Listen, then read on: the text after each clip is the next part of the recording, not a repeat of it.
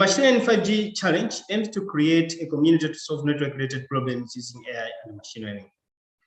And today, we are excited to host another interesting webinar. This is by Michelle Polese, and it's titled IQ-based beam classification of DeepBeam Dataset. As always, we are counting on you, our participants, to help create an engaging discussion. If you have a question, please type them in the video and we will take them during the Q&A right after the session. Now, I would like to introduce today's speaker. As I already pointed out, today's session is going to be given by Michelle Polese, who is a principal research scientist at the Institute for the Wireless Internet of Things. This is at Northeastern University in Boston, US. He received his PhD at the Department of Information Engineering of the University of Padova in 2020. He was an adjunct professor and postdoctoral researcher at the University of Padova, as well as a part-time lecturer at Northeastern University. During his PhD, he visited New York University, AT&T Labs, and Northeastern University, among others. And in today's talk, Michelle is going to introduce the problem statement titled IQ-based beam classification with DeepBeam Dataset.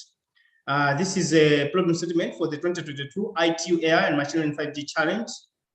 And in this problem statement, or in today's session, we'll learn how to leverage the DeepBeam dataset and, of course, the code base to develop machine learning or deep learning models that improve the classification accuracy while reducing the number of samples that are required for the classification. So good morning, Michelle, and welcome to another edition of the challenge. And thank you so much for putting up a problem statement for the challenge in this session. Hey, hi, good morning, good evening, and good afternoon, everyone. It's great to be here. I hope you can hear me well. Let me share my screen. And as Thomas was mentioning, today I'll, please let me know if you can see my presentation, but the goal for today is to introduce this problem statement that's based on the DeepBeam dataset. And the DeepBeam dataset is a dataset that we collected here at Northeastern University with Francesco Rastucci and Tommaso Melodia, and that was used for this paper, DeepBeam, the waveform learning for coordination of beam management in mmWave networks, which we presented at Mobile last year. So this is the outline of the presentation for today. I'll first motivate what is DeepBeam and give some examples of the research that we have done with this dataset. And then I'll give a detailed description on the DeepBeam use cases and the dataset and the code that is already available. And this dataset and the code is the starting point for this problem statement. Present some results, but we haven't got to conclusions. And again, as Thomas was mentioning, feel free to ask any questions. I'll try to get to them at the end of the presentation. So you may all be familiar with challenges for mobile communication at millimeter waves. You have limited coverage, you have blockage, and you can partially compensate the limited coverage by using directional signals. So by focusing all the energy of your beam, of your transmission in a narrow beam between the transmitter and the receiver. However, when this introduces another problem by itself, in the sense that when the transmitter and receiver focus their energy in narrow beams to talk to each other and to experience the optimal gain, these beams need to be aligned in the sense that the transmitter and the receiver need to point toward each other. Otherwise, the risk is that the gain that the beamforming introduces could disappear. As shown here at the bottom of the slide, you see that the transmitter is pointing toward the receiver using beam TXP2, but the receiver is pointing away from the transmitter and it's only receiving energy from a side lobe.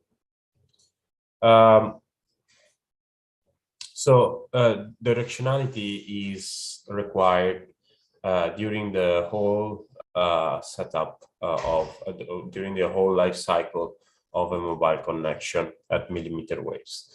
It is required during cell search and initial access, because otherwise you would have a mismatch between the range that you could get with directional signals once you are connected and the range that you could get with omnidirectional signals during the sync or the cell search phase.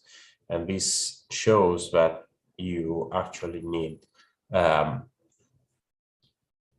support for some directional signals also during the cell discovery.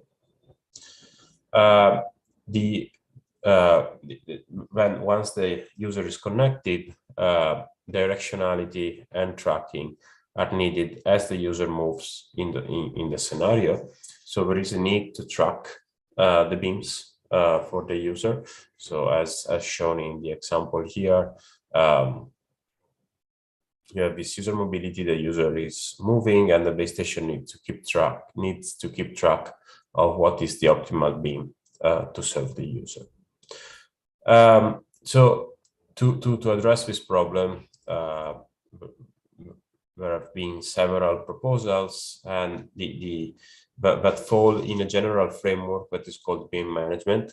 So basically a set of operations that the transmitter and a receiver, or in a cellular network, a base station and a user, need to go through to be able to correctly direct their beams at each other. And beam management traditionally is based on pilots. So you have these periodic pilots which are transmitted by the base station. The user scans either directionally or omnidirectionally for these pilots and uses the synchronization signals to estimate the quality of each beam, P1, P2, P3, P4, or of each beam pair. So P1 with beam A, P1 with beam B, and so on. So these pilots, this operation is interleaved with actual data transmission, and eventually, in order to complete a complete scan, it takes some time, right? So we have results that show that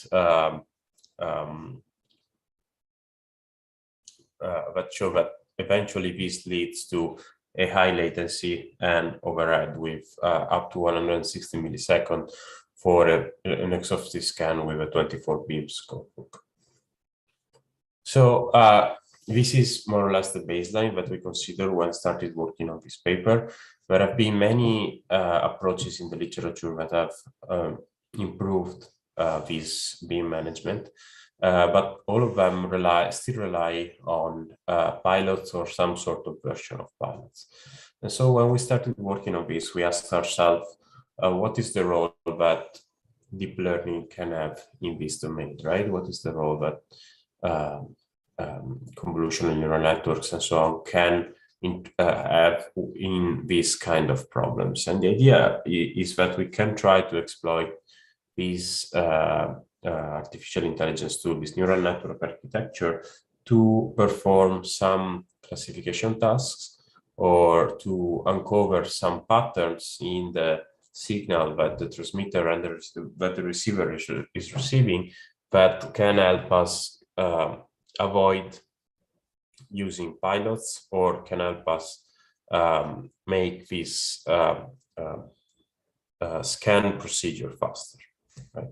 And this is actually what we propose with DeepBeam, which we call an AI-enabled beam management framework. So at the top of the slide here, you see what I presented earlier, the traditional pilot-based scan.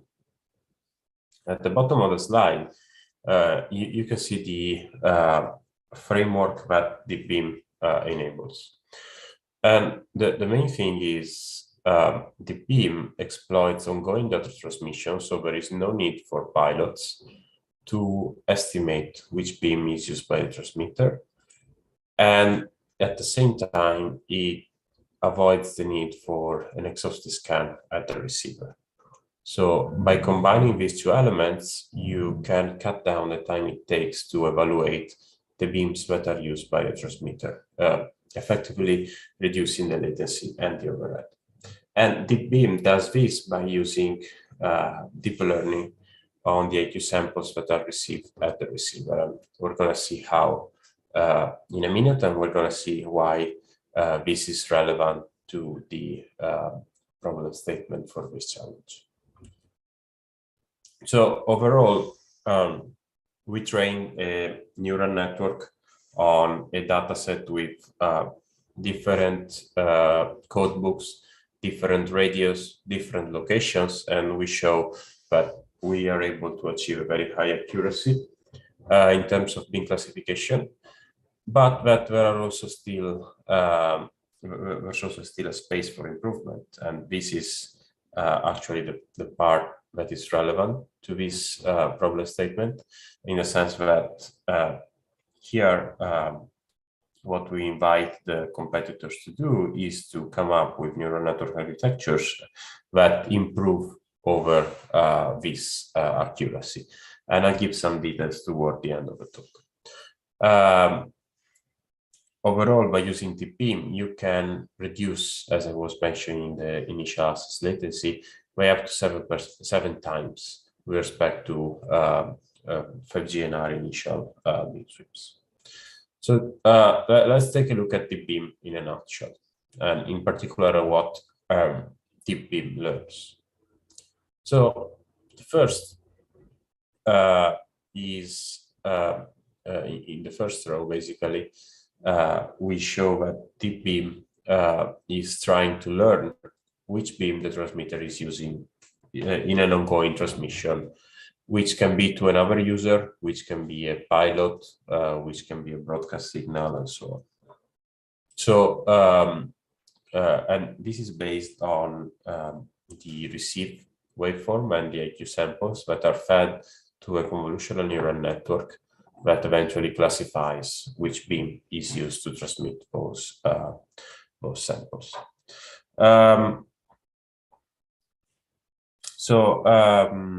The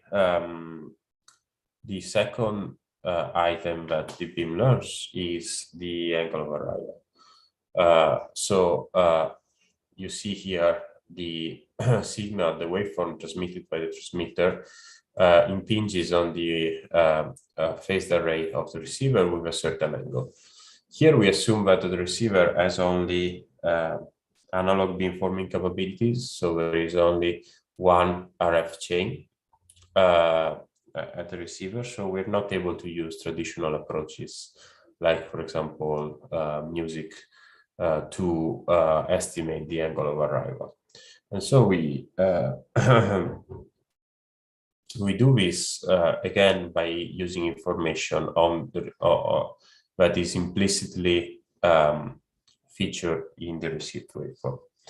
And here the convolutional neural network classifies the angle of arrival among a set of basically a set of discrete angle of arrivals that are part of the dataset.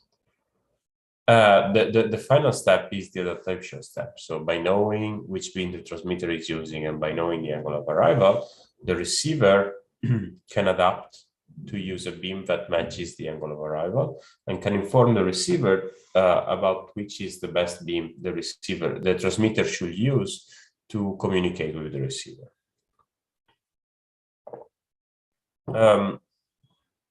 So overall, the framework looks like this. You have your phased array at the receiver.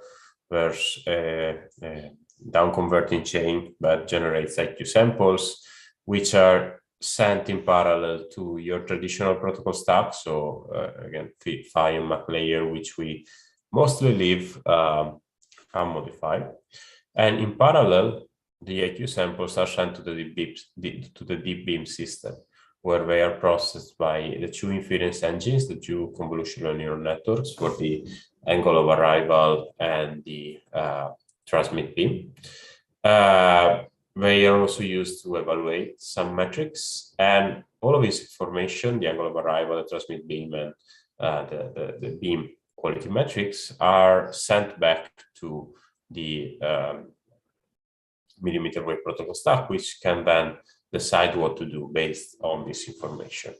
And all of this is based on a dynamic and adaptable structure where you collect your beam based only on some commands from the physical layer, and then you have a publish and subscribe bus to basically generate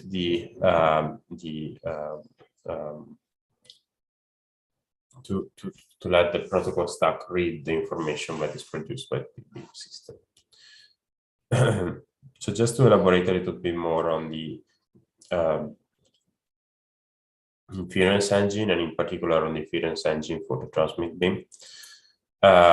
Here you see an example of BeamNet, the convolutional neural network that we used in the paper. Let's start from the left, right? So here you see the beam patterns for 3 different beams. 2 of them are quite similar, beam 11 and beam 12, and one of them is as the main lobe that is in a different angular direction. So this translates into patterns in the IQ plane that are generally different from beam 0 to beam 11, and this is actually what the convolutional neural network learns, right?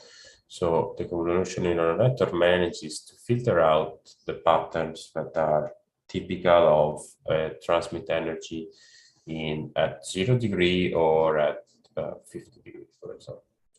And this eventually translates into different activation values for the filters in the convolutional neural network. So here I report just an example of the average activation value for beam 0 and for beam 11 and 12. And you can see that the average activation value for beam 0 is different in different filters than the same value for beam 11. Apologies. For beam 11 and beam 12. So this shows that effectively the architecture that we have here can learn and can distinguish this information that is available on the control plane, on the IQ plane of the data that is received.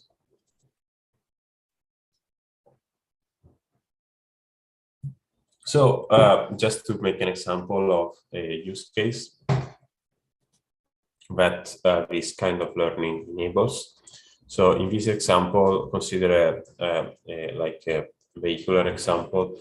Vehicle 1 is communicating, vehicle 1 is the green one, is communicating with vehicle 3, and 2, the red one, is communicating with vehicle 4, the blue one. So by using the beam, while 1 is communicating with 3, and 4 is communicating with 2, it is possible to learn from 1 which is the best beam that should be used to communicate with 4, and vice versa. So when vehicle 1 starts communicating with vehicle 4, they can skip the beam identification phase and immediately adapt their beam and start transmitting data. So this allows you to basically skip some beam training or some beam discovery procedure. And if you look at the paper, the DeepBeam paper, which you can also find on our website, deepbeam.net. In the paper, we have another example with the evaluation of the actual difference in time that you can have for the initial access in 3GPP. So let's get to the more interesting part probably for this problem statement, which is the data set. So we run a data collection at 60 gigahertz with multiple radios. We were using a set of radios from National Instruments, the millimeter wave transceiver system, with side beam phased arrays. We actually had 4 different side-beam front-ends. And we were using radios from a startup in New York by radio, which provide digital beamforming, but we did not care at that time about the digital beamforming capabilities. For this side-beam, we collected data with different spatial configurations. So we have a basic configuration in the room. We have a diagonal configuration where we turn the radio diagonally in the room. And we have a configuration with an additional obstacle in between the 2 radios. And these tables summarizes a little bit what kind of data we have. And again, the dataset is public and is part of the data that you will get to use for this challenge, and is available at DeepBeam.net. So let me give you an idea of the structure for this dataset. So the dataset contains 19 HDF5 files, and they are different files for the NI radius transmitted classification, the pi radius transmitted classification, and the angle of arrival classification on the NI radius. And for this challenge, we will focus on the first set of files, which is also the most complete one. So we will consider transmitted classification for the NI radius. The files are organized as HDF5 datasets. So if you're familiar with this format, you may know that it contains it can contain multiple things that are called datasets for each file. And there are some popular libraries that can be used to read this file in Python or in the programming language of your choice. And we do provide some structured code in Python that already has been already written to read and write these kind of files. So inside of each HDF5 files, you can find 4 pieces of information. One is a matrix of IQ samples. It's a matrix in the sense that it has 2 columns, one for the I samples and the other for the Q samples. And then you have a label for each IQ sample. So in these 3 other data sets, entry N is a label for IQ N in this phase, in this first one. So TX beam is the transmit beam that has been used to transmit that IQ. RX beam is the receive beam that has been used to receive that IQ, and the gain is the receiver gain.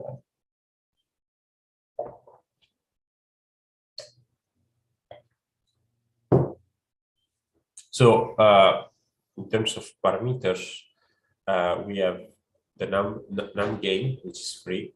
So again, the possible values that you will see here are free and are 40, 60, or 50 dB. And basically, they're used to simulate different SNR at the receiver. And for this case, we use 2 codebooks. So the number of beams that is used at the transmitter is either 24 or 12.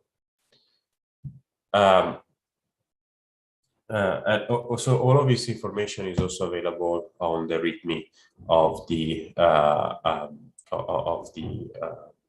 proposal of the repository. So we collected this dataset as follows. So for each pair of gain and transmit beam among these available ones, we collected 10,000 frames. And this is the parameter known frame for gain TX beam pair in the code. Each frame contains 15 blocks, which is num blocks per frame. And each frame contains 2048 IQ samples, so num samples per block. So the total number of entries of IQ samples in a specific file is num gains times num beams times num frames for gain TXP impairment, and so on. In each file, the IQs are organized sequentially as follows. So you have for each gain, for each transmit beam, you store the IQs that have been collected for these beams. And again, if you have any questions, just feel free to post them, and we can take them at the end. Again, as I was mentioning, on DeepBeam.net or on the repo /DeepBeam, you can find more information on the matching between the files and the data collection location. So each file is classified by by which transmit and receive antenna was used, and by which location was used to collect the data.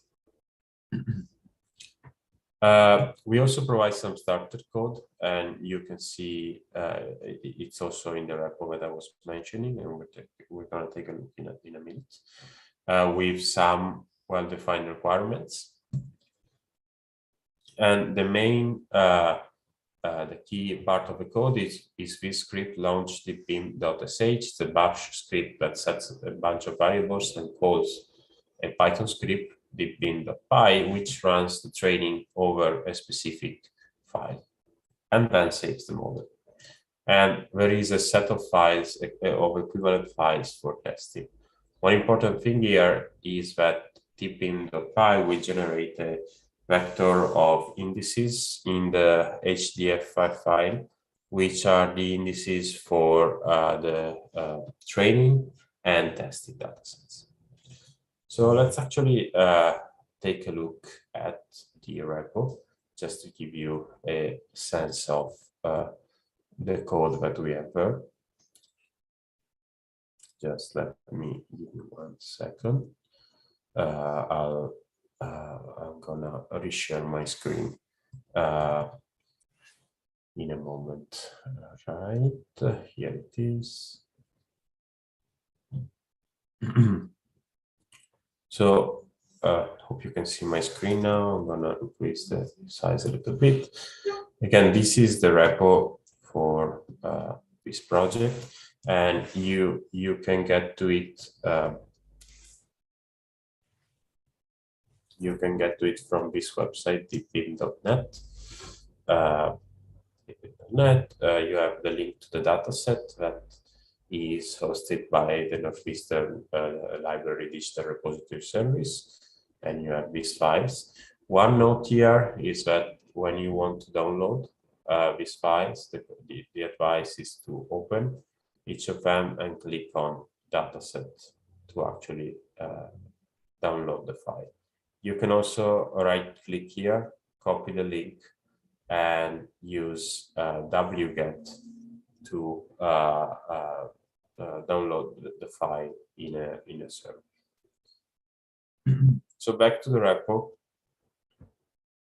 The repo has a mention of the paper. Please reference it if you publish anything related to using this dataset. It has the description of the dataset that I was mentioning earlier, and it has a description of the source code for the project. And the source code is inside this folder, Keras code, and it's organized in some bash script that are used to start the Python files. Some main Python files, so DeepBeam.py and DeepBeam mixed are the one that will be of interest to the challenge, and some data generators, which are the ones that can actually be used to iterate over the dataset and are automatically used by these other files. So if you look at this launch deepbeam.sh, you have a bunch of parameters that you can adapt according to whether you're using the NI files or the radio files. You can specify basically whether you want all the SNR or filter by low, mid, high. You can specify any parameter that you want, but again, the one of the goals of the challenge is to come up with a neural network architecture that improves overall accuracy. So you may eventually drop these parameters and change. Here, this is important. This is where you will store your the output, like the indexes for the testing and training, and the model that will be saved. And instead, this one is the path to the file where you are trying to do your training. And again, this calls the DeepBeam.py file, which you may want to use or not, depending on how you want to go for the challenge. So stop sharing this, and I'm gonna go back to the slides. Right. Then again, feel free to reach out if you have any questions. So I'll just show you some example of results that we got here. The classification accuracy with the basic configuration, mixed SNR, and 12 and 24 beams. Here you have some analysis on the impact of the input size, which is not directly relevant to the challenge, but is interesting nonetheless. Impact of the SNR, you can see that with low SNR, the accuracy decreases. With high SNR, the accuracy is better than the average. And you can use to improve the performance with low SNR, you can actually use the information on the angle of arrival to then steer first the the receiver. Apologies. To steer the receiver array in the direction of the transmitter so that the SNR will improve and will get you to the second condition. Here we have some analysis of the impact of location. And training and testing on different devices. So this is something interesting and relevant to the challenge. Here, what we do is we train a model on a file from a certain combination of devices, and we test it with input from another file. And you can see that actually the performance decreases, especially with some combinations. So one of the goals of the challenge will be to coming up with neural network architecture that improve on this. And we have some results in the paper that already improve on this. Basically, we train with a mixed data set with a data generator that can pick from different files at the same time. And you can see that the accuracy already improved with respect to the previous slide. So coming to the problem statement, we will have two tracks. Sorry, apologies.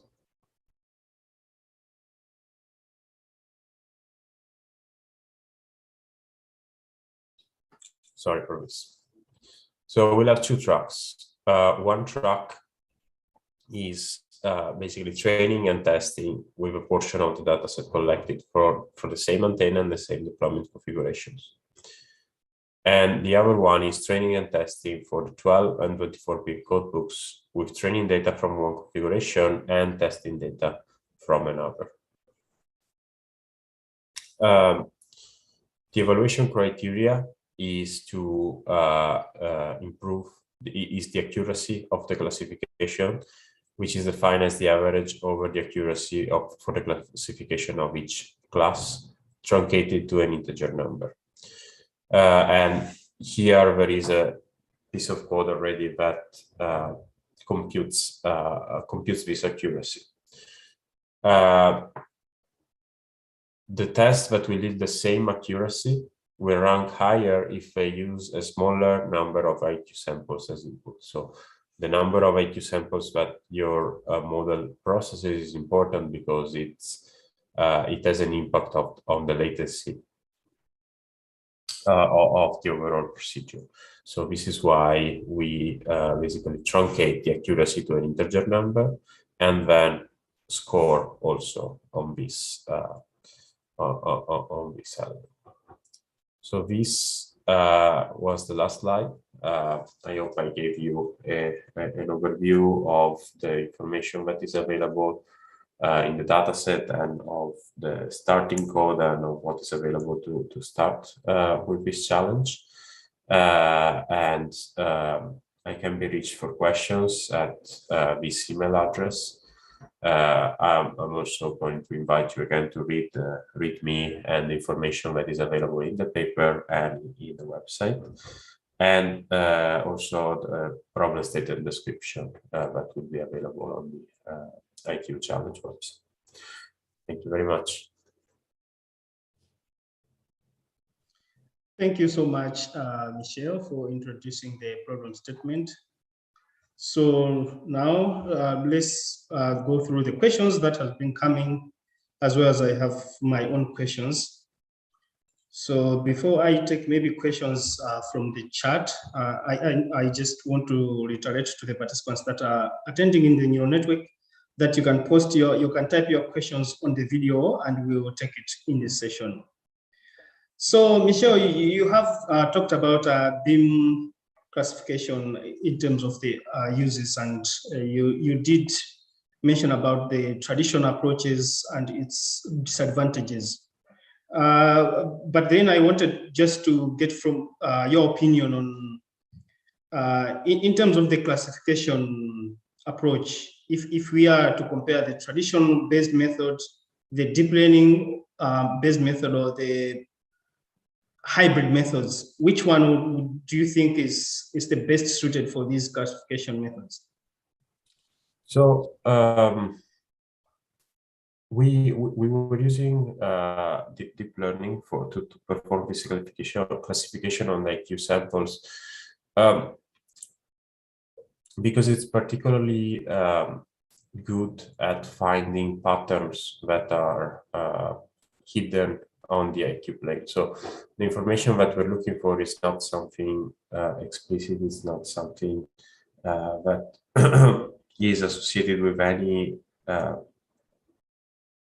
like meaning in the data. It's just something that is related to shifts in the phase shifter or modifications that are introduced in the IQ plane by imperfections of the transmitter-receive RF chain.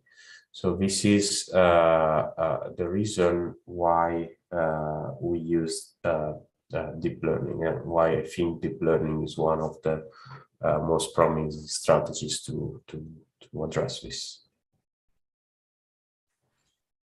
Thank you so much. So I will take the question from Adebaro. He's asking about the information that has been provided.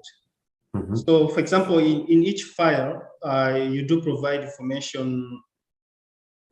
Like, do you provide information such as the IQ that was collected in terms of the position of the transmitter and the receiver, so that someone can understand where exactly this data is from? Mm-hmm. Yeah. So if you let me probably pull up again the repo. Let me share the screen real quick. Okay, so if you look at the README here, the repo, there is a list of basically the file name, which is the name that matches the entry in the digital repository service, and the transmit codebook that was used, the combination of transmit and receive device and the spatial configuration. And the same information is repeated here for each file. I specify the spatial configuration, the transmit codebook, and the transmit and receive devices that are used to collect the dataset. I hope this answers your question. Thank you so much.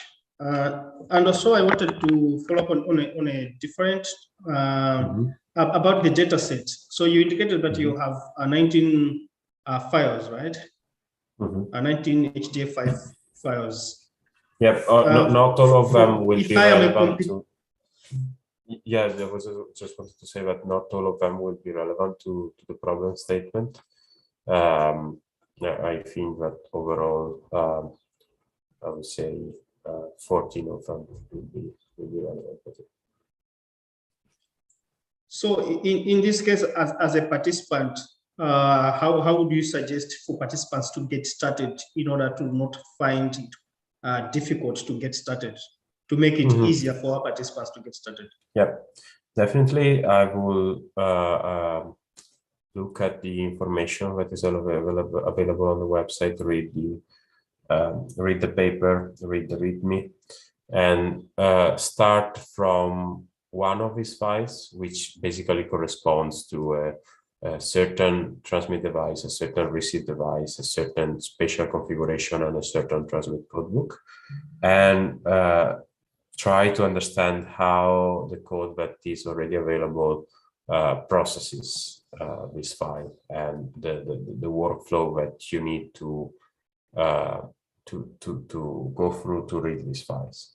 This assuming you want to use part of the starter code that we provide, of course, with the information that we provide based on like the content of these files.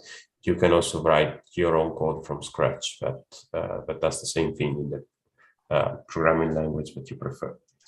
But if you want a place to start, the easier thing is to look at the starter code that is already provided and try to run it on your system. And in terms of the computation cost, do you think these deep learning, for example, for the DeepBeam, what is the compute cost in terms of computation complexity? Yeah, so that really depends on what you're trying to do. The inference is not that particularly complex. So when you get to use it on a real system, you can, for example, implement it on an FPGA, and we have results on this in the paper that show that it's possible to implement the network on an FPGA and have decent end-to-end latencies. For training, of course, it's more complex, but the starter code that has been implemented so that the data from the file is read in chunks, so that you don't need to load the whole file in memory to start doing the processing operations. And we train this on some GPUs. In general, the advice is to use a GPU as it speeds up the training. And from what I recall, it took a few hours to fully train on a specific file, basically. Thank you. So, and also just to maybe take this opportunity is that I've shared the link to the problem statement that Michelle has introduced in this session. So you can take a look, and for participants who are interested to join, you can register. The dataset is ready, the problem statement description is ready, evaluation criteria is there, so you can get started. And also, maybe I would go back to the discussion in terms of the presentation. You talked about angle of arrival. Of course, some people use angle of arrival estimation, some use direction of arrival estimation. And you talked about for this AI-based estimation is quite better and faster as compared to traditional methods such as music. Why is this the case? Because in terms of the non-AI methods such as music or spirit for traditional signal processing, they are more faster in terms of inference. So what is the advantage? Mm-hmm. Yeah, I wouldn't say that this method is better. It's just that it allows you to do this with more limited information available as input to your algorithm.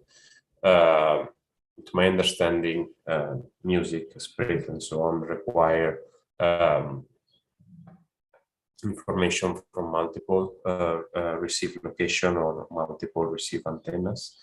And this is not always available, for example, when you use a phased array with analog waveform, for which you have only one receive chain that combines the data that you receive by all the elements of the phased array. So in that case, applying music or XP is not feasible, and this is why we end up using this method. Okay, sounds interesting. Now, in terms of the references, you did introduce one paper that you have done, but do you have like other references that, for example, participants can check and get some inspiration? Mm-hmm. I would say that the paper that I mentioned and the references in that paper are a good starting point. And again, I'll also invite to read the README on the website. But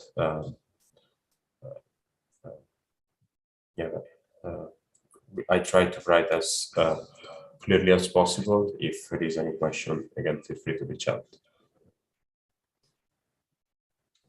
Thank you. Okay, now I think we don't have other questions in the chat. I was trying to monitor, but I think we don't have other questions. So we can finish here for today. At this point, I would like to thank you, Michelle, for taking some time to be with us to introduce the problem statement. I understand we are going to have some other sessions, maybe to just go through what participants are having troubles with. We can have like some informal chat with the participants. But I would like also to take this opportunity to make a few announcements. So let me share my screen. Okay, so for all the participants, everyone that is joining the session, I would like to inform you that from today, 1st of June, we are opening the challenge. You can register. You just go through the challenge platform. The link is shared in the chat.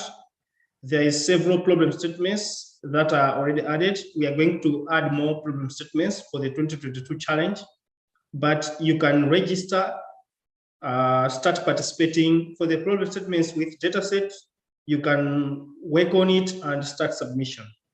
So that is the first part of the announcement. The second part of the announcement is that we have the state-of-the-art compute platform called the ITU Challenge Compute Platform. In this compute platform, we will give access to, we will give free GPU access to participants.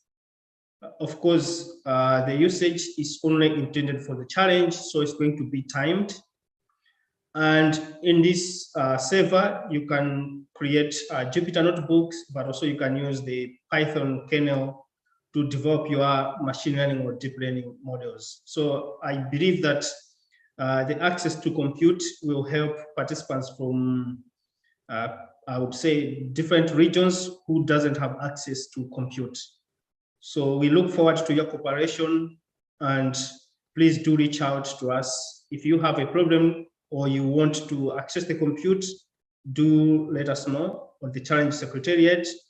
And if you have any problem related to the challenge, the specific problem statement, you can contact the host, but also we have the Slack channel where we have all the information that you need for the challenge. At this point, I would like to close. We have more sessions that are coming up. Please do check the AI for Good website where we have the program as well as the neural network. You can add your favorite session or you can bookmark your favorite session so that you participate in it. Thank you so much, and I wish you a very good day. Bye. Thanks. Bye-bye. Thank you for participating in today's AI for Good session. We hope you've learned something new, innovative, and engaging in today's event. We now encourage you to continue the conversation on the live video wall in the neural network. Here you can ask questions, like and comment, share links, complete the satisfaction survey, connect with interesting profiles, or speak one-on-one using the chat and video function. After the 30-minute networking session, we invite you to explore the lobby, try the smart matching quiz, visit the virtual exhibits and poster boards, and build your personalized AI for Good program. It was a pleasure learning with you today. See you at the next AI for Good.